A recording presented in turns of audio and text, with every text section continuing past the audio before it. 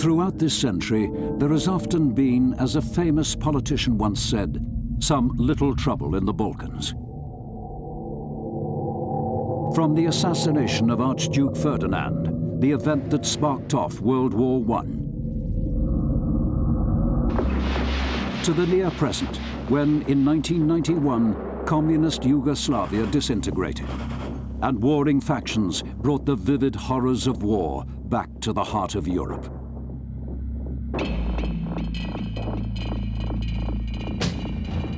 Scenes of wholesale destruction, mass murder, and hordes of refugees all alarmed the international community.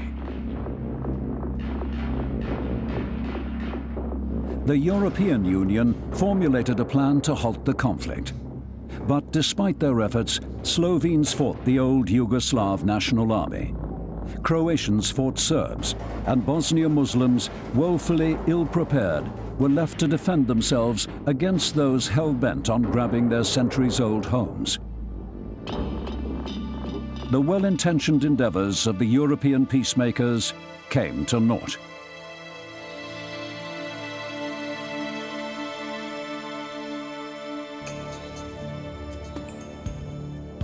Next on the scene came the United Nations, but they soon realized, like the EU, that if there ever was a level playing field for politically motivated peace, it was not in former Yugoslavia. As nationalism, racial slurs, political aspirations, and even concentration camps went unabated. The UN, however, did acquire agreement to aid civilian refugee organizations, and also established a multinational peacekeeping force, UNPROFOR.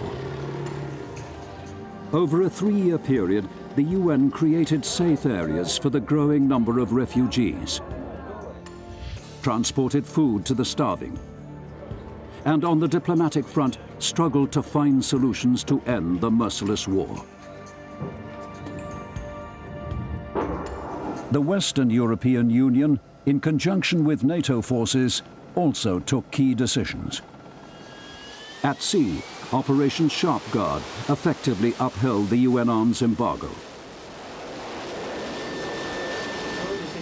And in the skies, Operation Deny Flight successfully enforced a no-fly zone. But on the ground, a different story, as UN forces were ignored and humiliated in places like Srebrenica, Zepa, and Gorađa. Then came sickening images from beleaguered Sarajevo, as shells rained down on a crowded marketplace full of innocent civilians. It was not the first of such atrocities.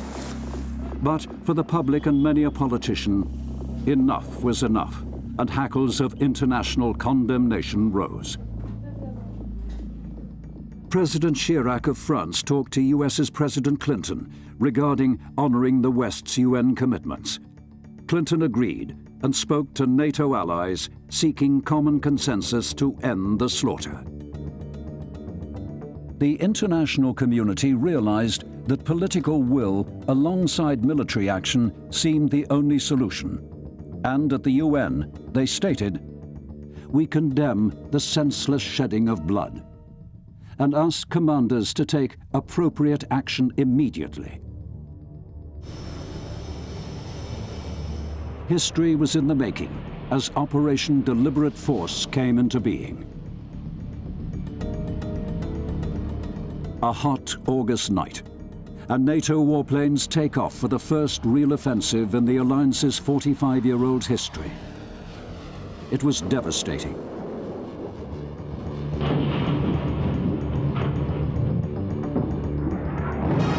During a 2-week campaign, over 3,500 sorties were flown against ammunition stores, anti-aircraft batteries, radar installations, warehouses, command bunkers, and much more.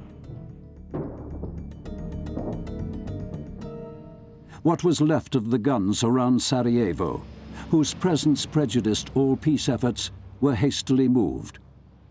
And with this withdrawal came not only a fragile end to hostilities, but also leaders to the conference table.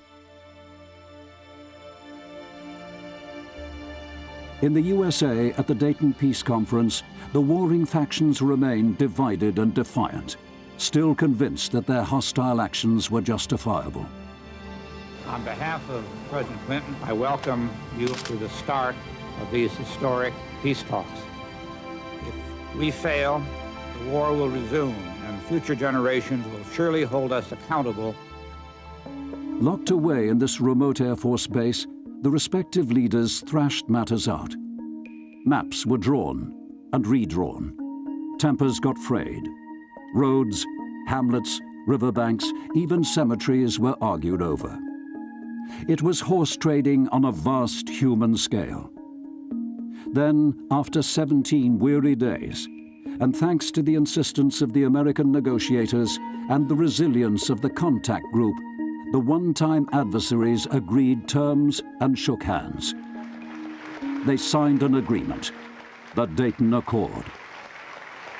I'm pleased to announce that the parties in Bosnia have agreed to a ceasefire to terminate all hostile military activities.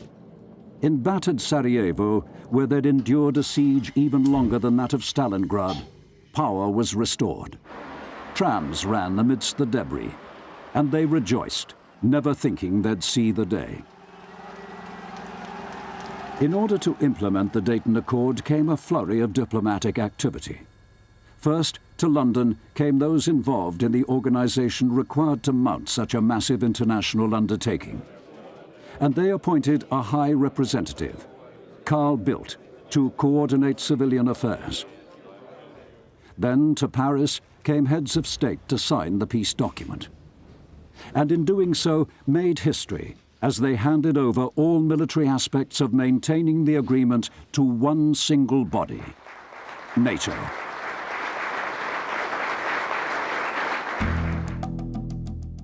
Down there is the headquarters of the North Atlantic Treaty Organization, NATO. And here in Brussels, diplomats and military planners swiftly created a plan to uphold peace in Bosnia. They fully realized that a true lasting accord within the 6 independent states could prove elusive, unless treated with impartiality, tact, and diplomacy. Plus, the largest force for peace NATO has ever assembled.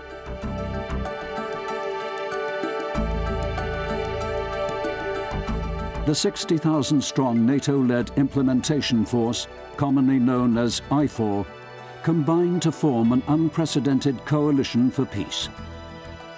The world had seen nothing like it, as soldiers, sailors, airmen from a remarkable 30-odd nations converged on Bosnia.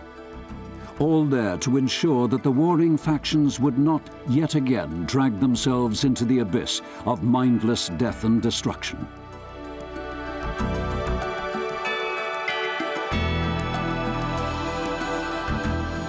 One of NATO's standing commands, Allied Forces South, was tasked to form IFOR's command structure. And with headquarters in Sarajevo, a commander in theatre for all ground forces was quickly appointed. We are here to implement a peace agreement which has been given the consent of the parties here at the very highest level. And we've come to help them implement their agreement. We offer the chance of something that everybody wants, peace. And we intend to work with the Bosnian people, even-handedly, to help create the environment in which the reconstruction of this country can take place. To comply with the Dayton Accord's zones of separation, IFOR commanders divided Bosnia into 3 military sectors. A 20,000-strong United States force operating from Tuzla commanded the sensitive northern sector. And in theatre with them was a 3,500-strong Nordic brigade, composed mainly of Polish and Scandinavian troops. Sector Southwest was commanded by the British, with over 13,000 troops. And over 9,000 French soldiers headed Sector Southeast, with headquarters in Sarajevo. IFOR was aptly coded Operation Joint Endeavour, for it was a huge international effort, one in which Russians, by special arrangement, worked alongside NATO for the first time, Again, history in the making.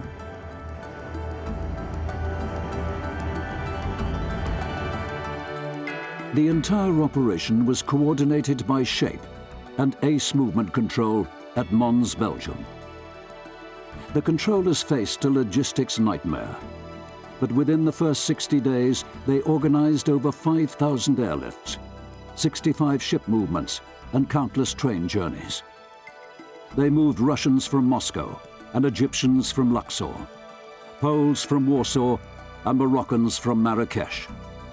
In all, the mightiest transportation of international forces in modern times. Within weeks of NATO's commitment to peace, the Alliance's Secretary-General Solana, accompanied by Supreme Allied Commander General Jaulwan, visited Bosnia. They met national leaders, held talks, and on the streets saw for themselves the enormous effort facing IFOR in aiding civilian authorities and re-stabilizing the country.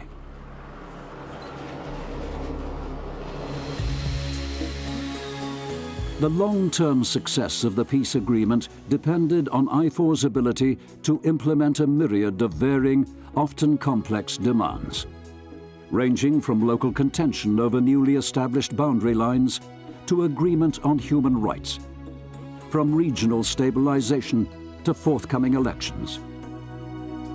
But whatever was decided on faraway conference tables, to those on the ground, rebuilding was the vital issue. 4 years of war had left the infrastructure of the Balkans in tatters. IFOR sent over 7,000 engineers to cope with the massive problem, and working night and day played a vital role. Within the first 60 days, over 80% of all roads were open and cleared of mines. They also repaired bridges, brought water supplies to hospitals, reopened damaged schools, reconnected telecommunications systems, brought utilities to places that had been without heat and light for years. In many cases, IFOR troops aided those locals who themselves were trying to restore normality. Friendly bonds were struck, language difficulties overcome, all forged by a common desire to make life better.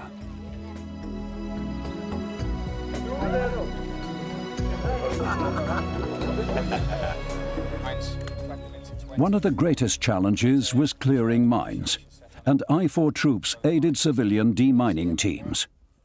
Bosnia held an estimated 8,000 minefields with some 200 mines in each, the biggest of haystacks, containing the deadliest of needles. Other daily clearances included those of weapons, whether guns, rockets, bombs, all the paraphernalia of waging war. In many an operation, all designed to reduce local tensions, thousands of tons of arms have been found and contained in special sites. Others have been destroyed. A few months into IFOR's task, and much had changed in Bosnia.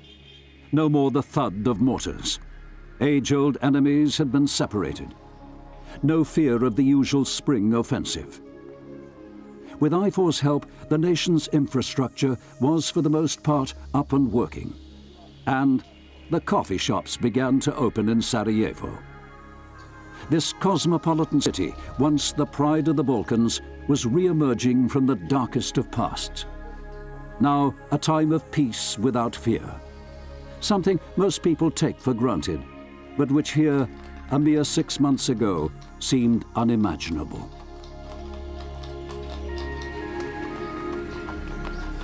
Halfway through its mandate, IFOR was in full swing. NATO forces had been joined by those from no less than 17 other nations. Bosnia witnessed scenes that a mere decade ago would have been unthinkable. Russians patrolling with US paratroopers. British forces on watch with Czechs. The French guarding areas of Sarajevo with Ukrainians. But this amity and full-scale integration did not come about by accident. In 1994, NATO founded a program called Partnership for Peace, an open-handed attempt to work alongside old adversaries from the East, and in doing so to form new bonds, partnerships, agreements. The idea being to look forwards, not back to the cold, unforgiving past. Without the formation of Partnership for Peace, the multinational structure of IFOR could never have formed so quickly and effectively. Over the old killing fields of Bosnia, there exists a working endorsement of a seedling planted in Brussels, bearing fruit for the peoples of this war-ravaged land. Within the new, secure environment, people could vote for the first time in years. And many were bused, protected by IFOR to areas they had been forcibly ejected from. To oversee fair play, a joint elections operations center was established by IFOR and the Organization for Security and Cooperation in Europe, with over 2,000 personnel supervising and monitoring events. Although threats of violence hung in the air, the majority voted, and the peoples of former Yugoslavia entered a new era.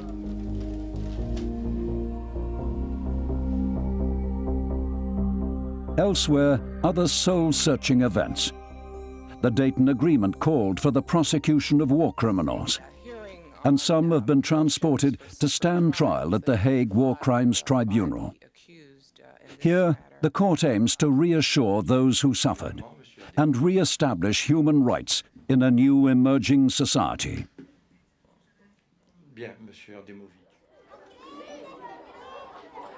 Now the people of Bosnia-Herzegovina could look forward to rebuilding their lives.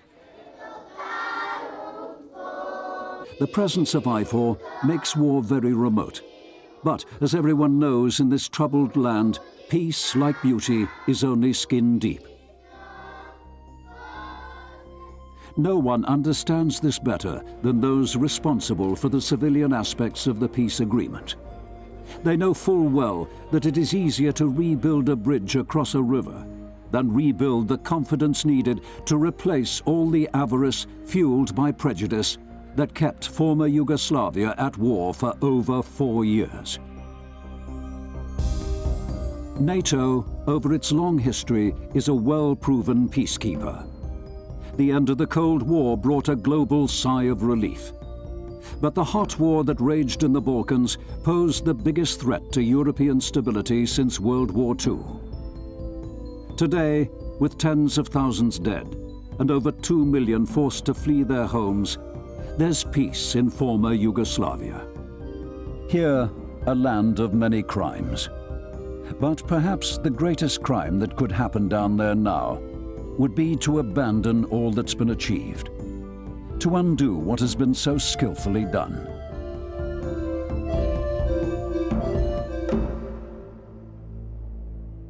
During the early 90s, despite the many international efforts to halt the conflict, came the death of Yugoslavia. But today, the guns are silent. There is peace, and reconciliation can go forward. Thanks to the combined forces of IFOR and the shared determination of the international community, there is a commitment to peace.